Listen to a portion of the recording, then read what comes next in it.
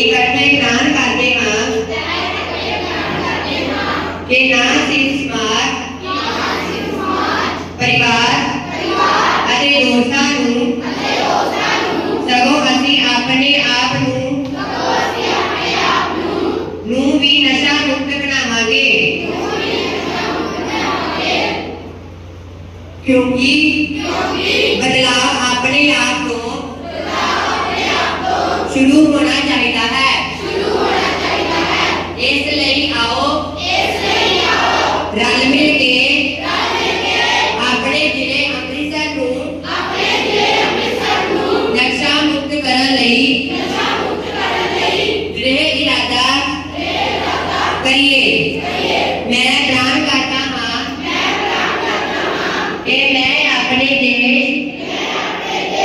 नूं नशा मुक्त करने लई अपने समर्था अनुसार हर संभव कोशिश करांगा।